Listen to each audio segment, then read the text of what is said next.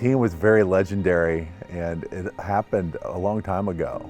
And so when I was younger and working at the museum, there were always these like, hey, did you know those guys went to Japan? Those old guys went to Japan? And I really goes, yeah, the Loughrey brothers and Webb. And of course, I grew up with Webb, so Lawrence Webster, because him and my dad were good friends. And we were, of course, my mom and dad were good friends with Marilyn. When I started working for the tribe, I was in college and I had a part-time job with the tribe in our archives. The story started to come out more, and it became more of a focus of a big part of our history. So there was a lot of recordings done of the trip. Here they had this big opportunity for a fully expensed, supposed to be, fully paid trip to Japan, and they were gonna get paid to play because they were semi-pro. And they had to put a team together, and it was like, okay, well, let's go to Japan. And I think some of them looked at them and went, Japan, where's that? And some of them were like, going, wait a minute, I got a job. I can't just take off to Japan for 2 months. So they had to get a team together, and then they ended up with mostly the younger guys. And it was like Webb and Wood, the Loughrey brothers, my great uncle, Dick Temple. They were all, some of them 18, barely 18. Some of them may have not been 18, had to get permission from their parents to go. And so they got 8 players together. So I've been in that position before. Like, I got to find 2 more players, So they ended up finding some guys in Seattle, were minor league players that they knew, because they were, like you'd heard, one of the better teams in the region. So they knew a lot of the other good ball players. And so they brought some of those guys on to help.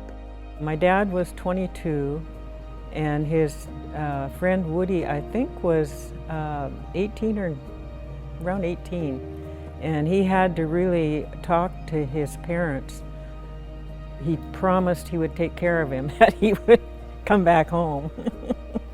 My dad played different positions on the baseball team, and he was a catcher, and he was also did umpire.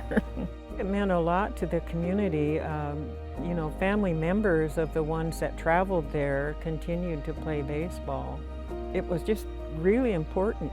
It was a main kind of thing that we had at that time, to have baseball. We had people from Seattle came over here with ball teams, the Navy, there were ball teams that they played, and then the Indian circuit. It was just really a big thing for the tribes to have a baseball team. My dad's name was Lawrence Webster, and most people called him Webb. I just know that he liked baseball from a very young age. They were brought over because there was a great interest in American Indians in Japan, and they thought it would be very unique to have, there'd be a more unique American team, which they were. So that I think that they felt like they had a certain amount of responsibility to promote the game and also promote their culture. And then that was a lot for a couple of 18, 19-year-olds to take on for themselves. But I think they did a pretty good job of that. Not only having a joy for the game, but a responsibility to represent your people as a team. When we had our teams, sometimes we'd be going up against other tribes that would be 4 to 5, 6 times larger than us. And we would have our team together, and I remember we'd have like me and my 2 brothers, and then we had another set of 4 brothers. So 7 of the players were, siblings for the most part, and then we fill them out with the rest.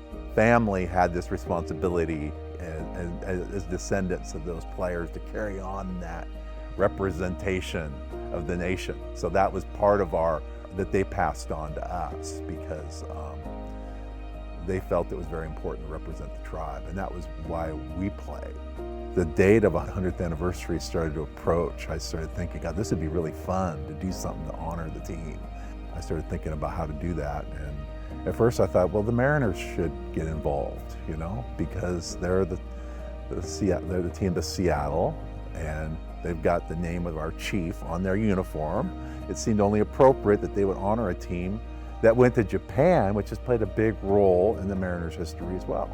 So after a little bit of effort, we were able to contact them and get that set up, and then really started working really hard on trying to get the story kind of put together.